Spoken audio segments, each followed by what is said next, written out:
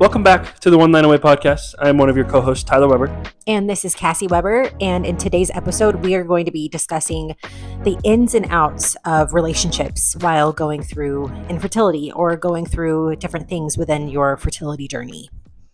Let's face it, relationships are extremely hard while going through infertility.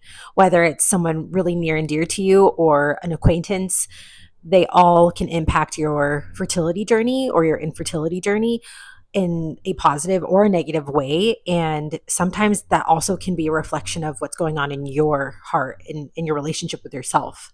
So we want to kind of go into a little bit of everything, whether that's just in general terms to maybe right after you might have experienced a pregnancy loss, or maybe a conversation that didn't go the way that you thought it would. There's so much to relationships, and though they are equally important, there's also many red flags in relationships, and you can be that red flag. I've been that red flag in times, whereas there's other times where things come to surface that you never thought they would while you're going through arguably one of the hardest things in your life. Yeah, one thing I want to note is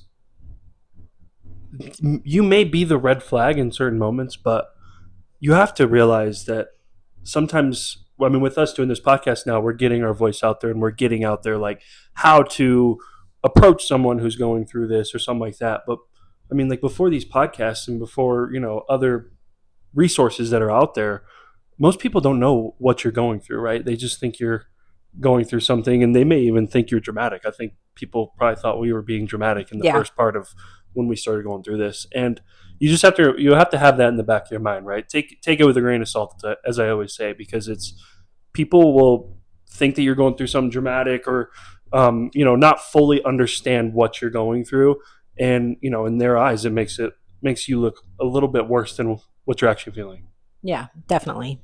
So I guess we'll just jump right in here. We'll start with the friend side. Dealing with a lot of this, as I just said, it can get tough with friends because they're not exactly sure.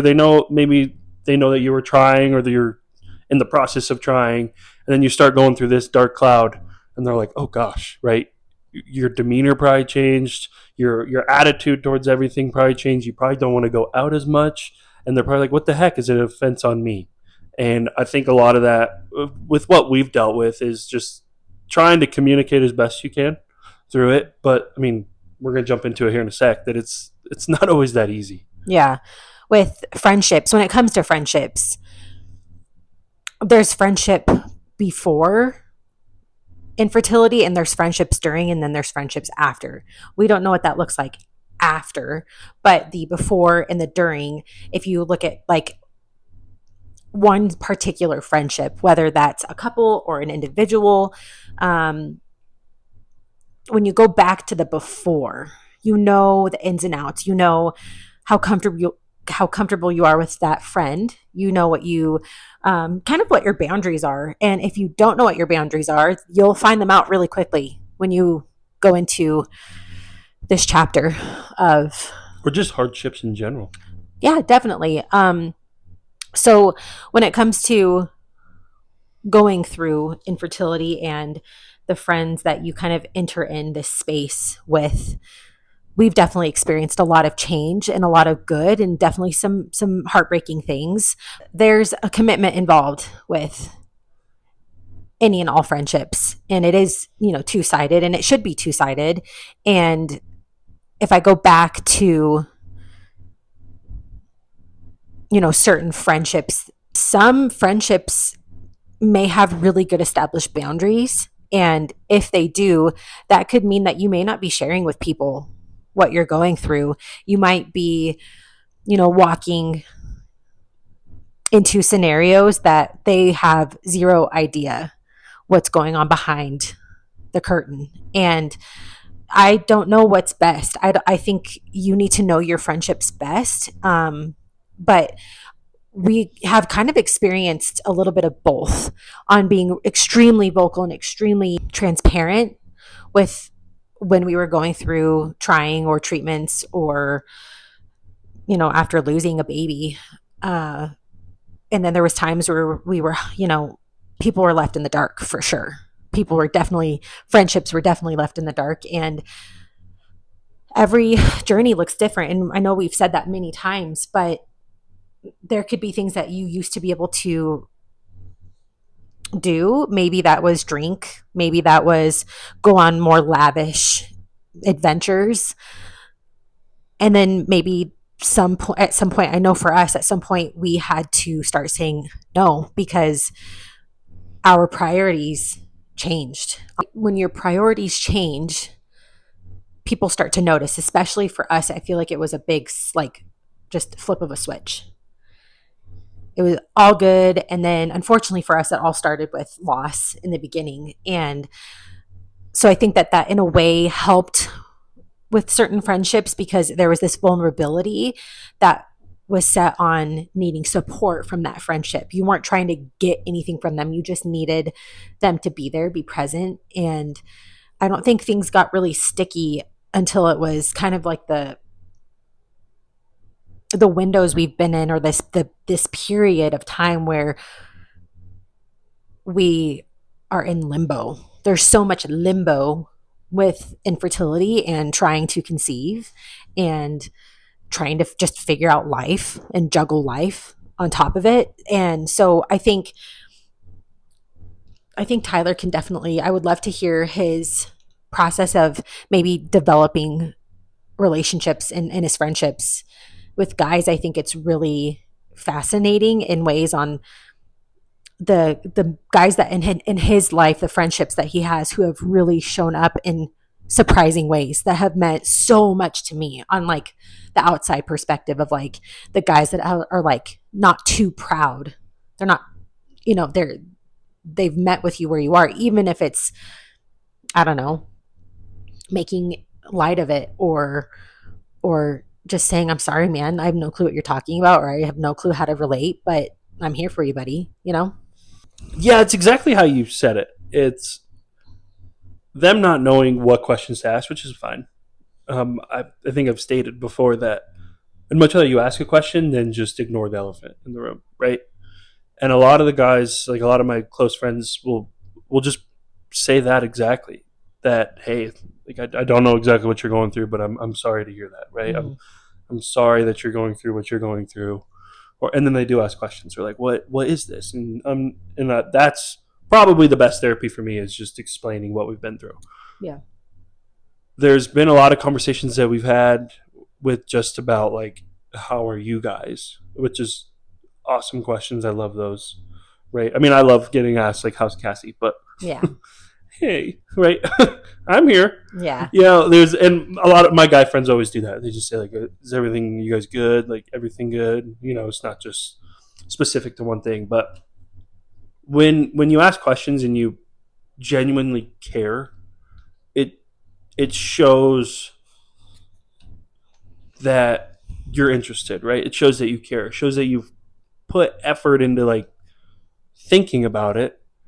But then, if your thinking stops at, oh, I have no idea what IVF is or anything like that, like, that's fine. Like, I'm not saying, hey, you need to do your research before you contact me or lose my number. Like, I'm not saying that.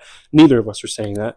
We're both just saying, like, when you care and you actually are, like, asking questions, whether it could be, like, the most generic question, like, what is IVF or what is ectopic or what is anything, like, that's fine. I'm happy to tell you. And a lot of my guy friends have done that.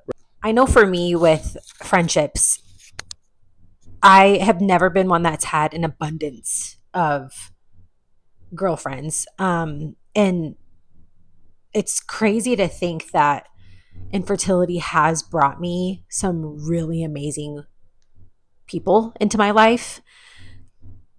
I owe it to a lot of reasons, it not just being maybe like being introduced to these girls through work or through mutual friends or through church. I mean, there's so many. I mean, for us, I feel like there's been a good amount of areas to develop friendships. And when I go back to the friendships that I had before going through infertility, it felt like it was my world was very that world, or that part of my world at that time, was very simple. It wasn't complicated. And then going into infertility, it just kind of it shook out some of the toxicities in some of those. And it's a hard, infertility is hard as it is, but this is, a big thing is you don't always just lose babies in this process. It can be friendships, it can be, impactful relationships in your family. It can affect things at large. And I think the hardest part is it can also be, it can come from you as well. Like it's not just, you can't just say, in my opinion, you can't just say like, oh, infertility has changed who I am as a person, so I'm just going to become this terrible toxic person. But I do think that it goes back to conditions and being unconditional, and that goes in all of the relationship talk that we'll be talking about.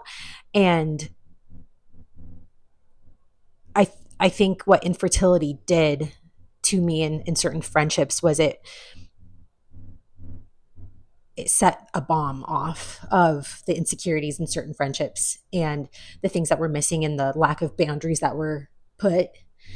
And I've learned a lot from that, although equally heartbreaking. I look at where I'm at now, and it's so weird that infertility can also set you free of things. Infertility can set new health in friendships. Different friendships have been able to grow in deeper and more successful ways because of infertility. It's brought in this fresh, as dark as it is, there is a safety that I have been able to find with some of these friendships that have been able to develop throughout these hardships. I think it's because they totally understand you. There was a moment where, multiple moments, I feel like, where we just weren't the same. There was multiple moments where I can just look back on it and be like, wow, how do we have friends still? Absolutely. Right? And I'm not saying like we were out there just being total jerks or anything, but we were just not our normal selves. And I could see why people would take offense to that. Our old selves are dead. Yeah. And it's sad to say that, but I'll let you have the floor back. It's a very real thing that infertility does, is it will kill the identity that you were before. Mm-hmm. But with this podcast, it's also helped people to realize, like, they noticed that they weren't the same people. Mm-hmm. Here's why. Yeah. Here's everything that they were going through. I mean, we're already 8 episodes in, and we probably have 7 more that we could easily confidently do right now, like a whole nother episode.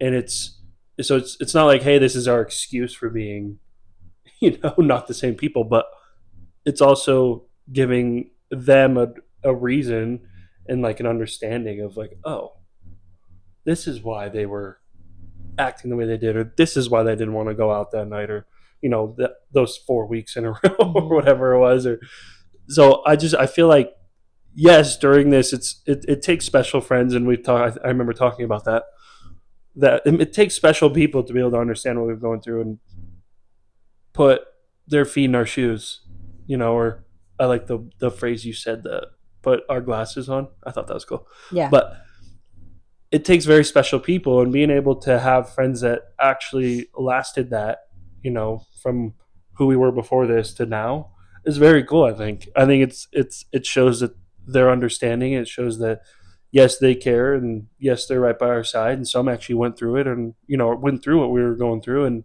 now they're out on the other side, which is fantastic, and they're still with us, which I think is awesome. Yeah, so definitely. Family has been a bit harder of understanding things surrounding this topic of relationships. I think for us with family, it's weird to say this, but we don't see them as often as we do certain friendships. Sometimes they're, unfortunately, but also this isn't to come across any type of way. We have, like, most of our family is elsewhere. So our home base here isn't large in the sector of support in physical terms. So when you add that as like an important piece to acknowledge, I think that's the start of it, is when your support system feels like it's too far away to grab onto, it can cause some disconnect, unfortunately. And it's hard to maintain, when we were long distance as a couple, just when we were dating, it's hard. You're not in the flesh, so it's harder to like communicate and relate and heal or support when you're not in the flesh. And so that's where, I mean, gosh, it's hard. So it's like when certain family members are gone and out of touch with things that are going on, it's it's unfortunate because it's in no one's control. It's out of everyone's control.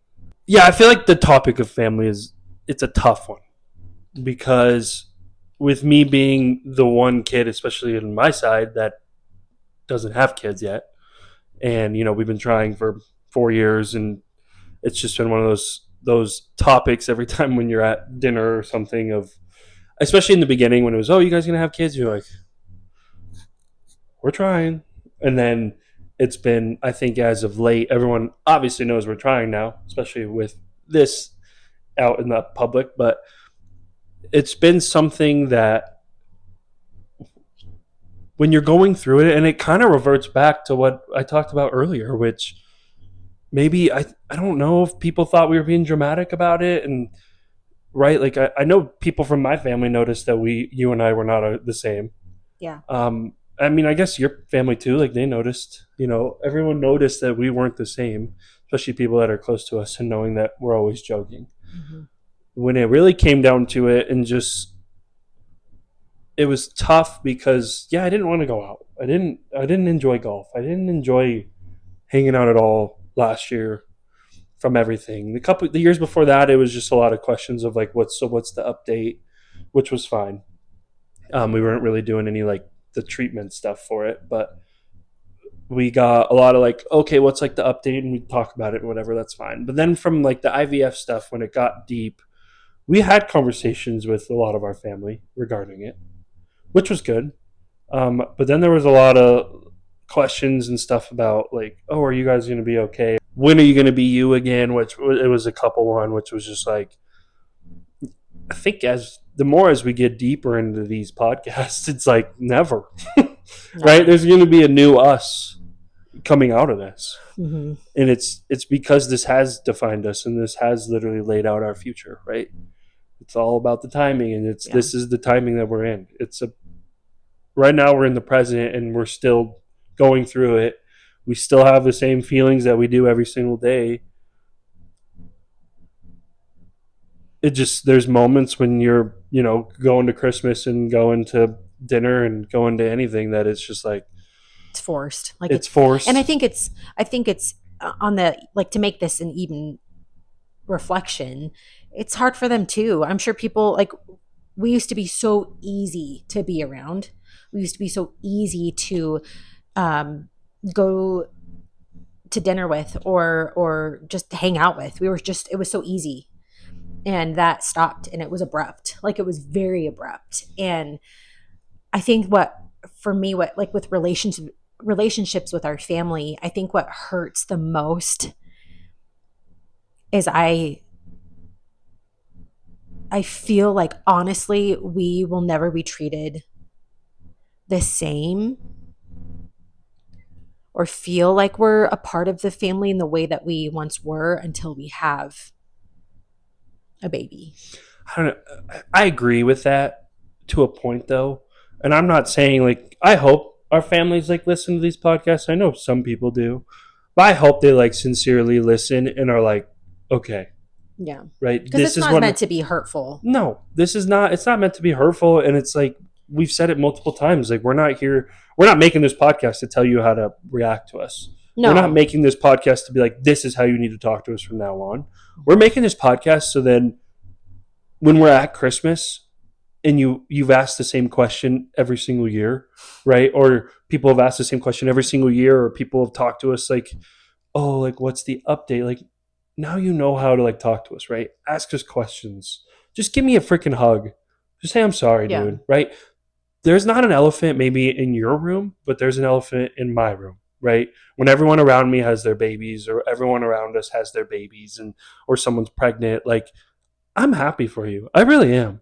But it just sucks. And if you can't understand that, That's then maybe in your eyes I'm never going to be the same. And I feel like that's that kind of the realization that we have to come to. yeah. Is if they don't want to like and like I said, I'm not telling you have to accommodate me, but get used to it, right?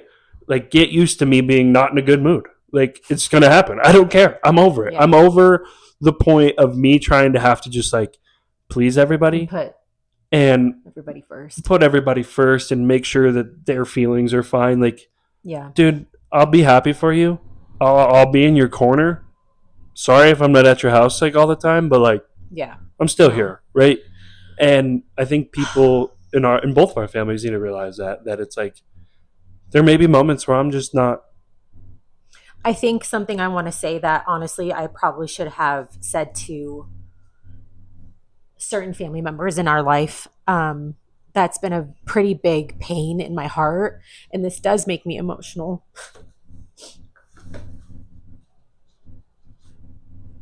Pause. There has been relationships that have suffered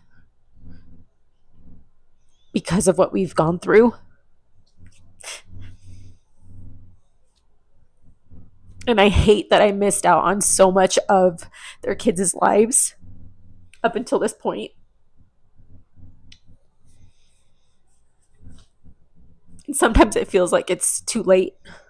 And I hate that.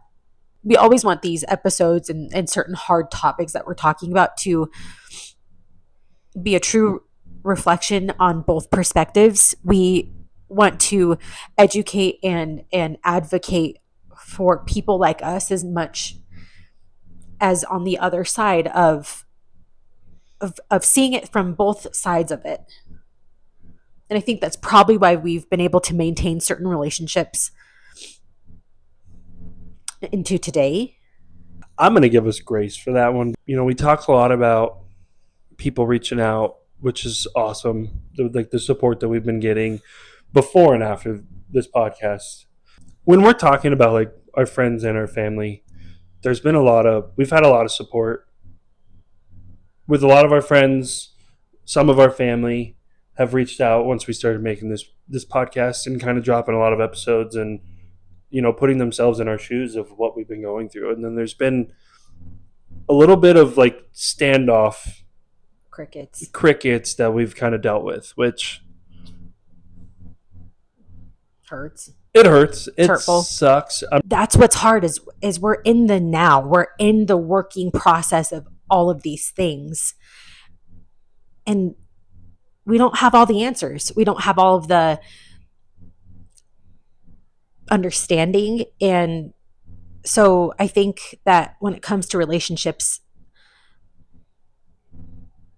it's a good reflection that it's just never perfect, and we can paint a picture that's as respectful as we can, but there's things behind the scenes that are hurtful and do deserve to be discussed in the most respectful way that they can be. There have been quite a few instances where we have talked to people where it's just been a totally random conversation, or people that are kind of know what we're going through and not really, that bring up something that either have like something that helps us, like a story, or an experience that they have, which is, kind of Depends. It depends on the story, but there's moments where we're like, okay, like that was a good conversation, and then there's the ones where it's just out of left field, smokes you. If you're watching this right now, I had a major, or if you're not watching this right now, I rolled major. Here's the deal. With our day-to-day lives, we are around acquaintances at large. Those are the people we're in and out of having small talk with, whether that's work related or at the grocery store. You're around acquaintances or strangers every day. And sometimes those can be really impactful in really good ways or very devastating to your current mental state at that given time. If you're around a family member or a friend, that's like planned out usually. It's not spontaneous, where these acquaintances, these conversations can be at random. And sometimes, like, there's been times where my tattoos have been brought up, and you go into like, oh, like they'll ask, hey, like, I love your tattoo. What's your tattoo about? And that opens up a random conversation that can be really cool and very impactful. And then you can have other things where, it could be having a conversation with an acquaintance that um, you're seeing, and the conversation, and it doesn't mean that you like all these people, right? You normally don't know really much about these people, but there could be a bad example of you sharing that you just visited a family member who has a kid, and then they turn that conversation into, oh, well, don't you want to have kids? And I've had some very cruel comments made to me about, baby fever, and, shouldn't I start having kids by now? The window, we've talked about this in a previous episode, of when in society these acquaintances will really leech onto that window of like, oh, well, you're young, but shouldn't you be starting to have kids by now? How long have you been married? As soon as, I swear, for me, as soon as I tell someone we've been together for, or married for 10 years or however long it's been, I always forget, but we're on like 12 or 13 years at this point together. And it's like people are like, oh gosh, you've been together forever. Like, it's time to turn the page. And it's like, if only I could turn that page, I would turn that page so fast it would rip apart. I just wanted to touch on the good and the bad when it comes to your passing with acquaintances slash strangers. Is you can get a lot out of these conversations. It can even be with hockey. Like, I've been able to like kind of latch onto being able to love from afar some of these moms' kids.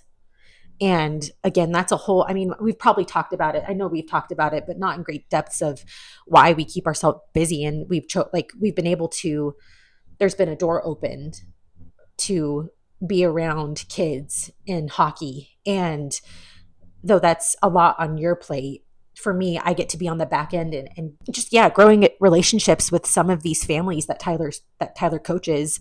And it makes you feel like a sense of family when you're not around that family or your friendships. And I think those can be what kind of drives you throughout your week. Like, I look forward to going to hockey games. I look forward to saying hi to one of my favorite families after church. Those things fill my cup up.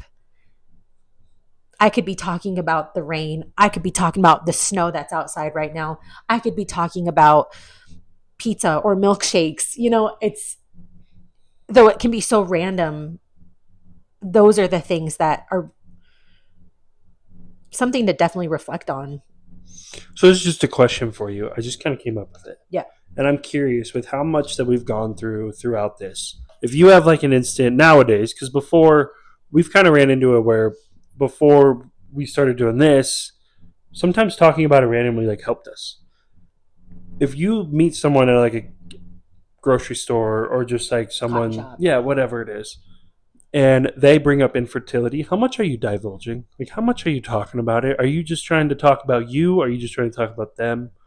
Ooh, that's a great question. Because I think before, like in the earlier years, you probably would have just divulged into like the whole thing. Totally. You would have gone crazy. But I think now with a filter, yeah, there's like a little bit of a filter, because then I don't know if it protects you or there's probably a lot of factors, right? You don't know how far into their journey they are. You don't know anything. So I'm just curious. If I can say personally, I feel like I think before I knew my triggers or have had questionable conversations with just people, whether it's family, friends, acquaintances, strangers, I have definitely learned to filter certain things. I normally revert now to just, sometimes I feel so small. And in turn, I think I've definitely also caused kinks in relationships by not really talking about much, and it being easier for me to do talk on the podcast or talk on social media, those types of things. I feel like in real time, I've reverted, unfortunately, to closing myself off because it's an uncontrollable situation that you don't know what you're going to get from it yet. And though that's the same with what we're doing here and on social media, I feel like I have the chance to develop a clear thought process about what I'm trying to say or what I'm trying to get out of the conversation we're having. Like there's like a direction. And when you don't know what direction a conversation is going to take in real time, it affects how you interact with people. Mm-hmm. It could be even, more than acquaintances that sometimes I just can't help but say, like, sometimes you feel small, and that's this like hard truth of like that I am a confident person, but I'm also equally as insecure by what we've gone through. And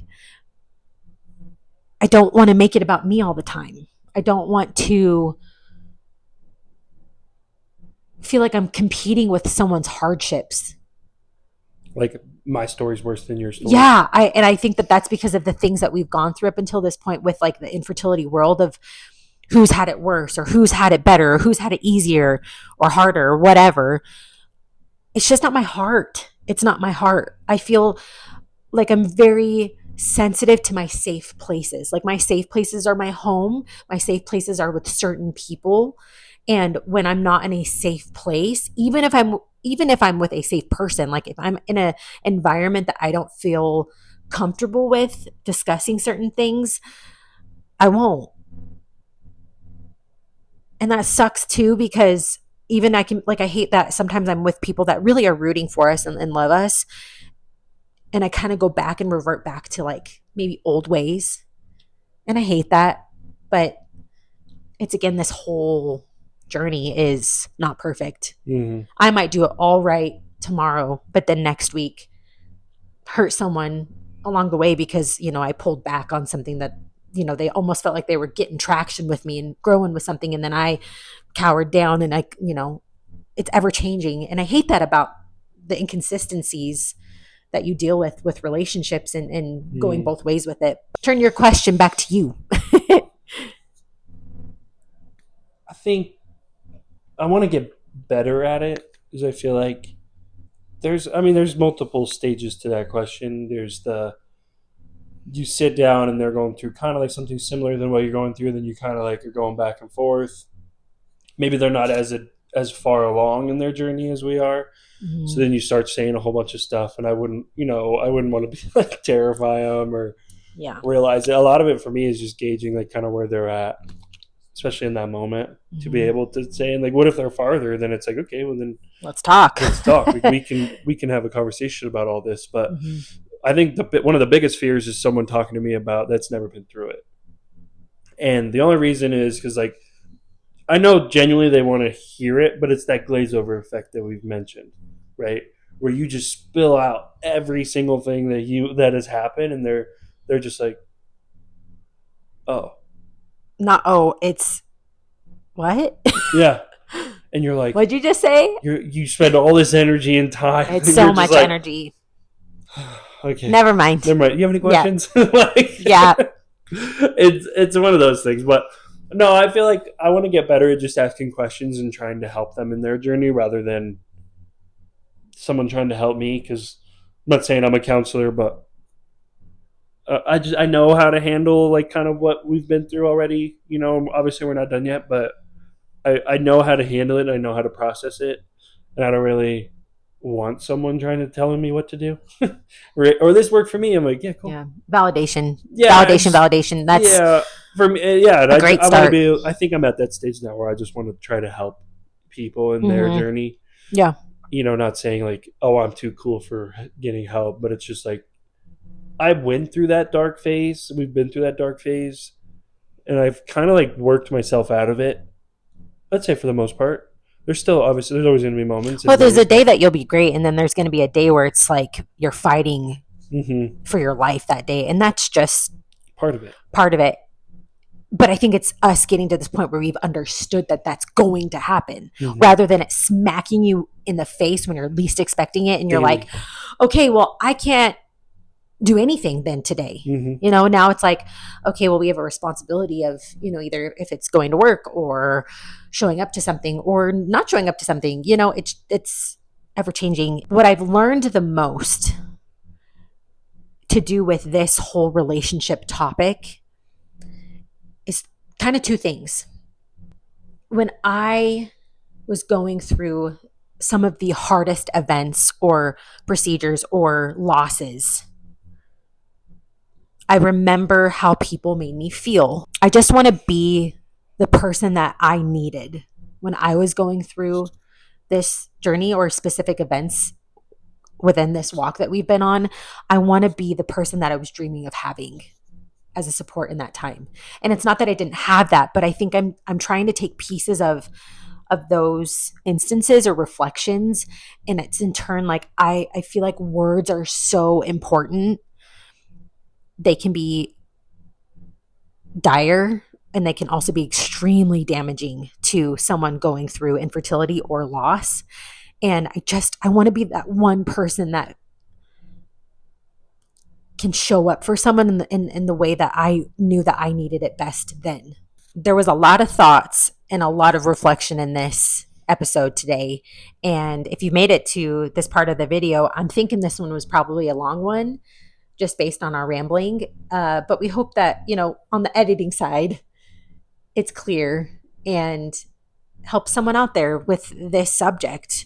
It's so prevalent in your healing and your journey of hurting and navigating through this terrible, dirty word of infertility. So we've referenced quite a few things from previous episodes. So if you haven't had a listen to any of those, go check them out. And we just want to thank you guys for listening, and we'll see you next week. Bye, guys.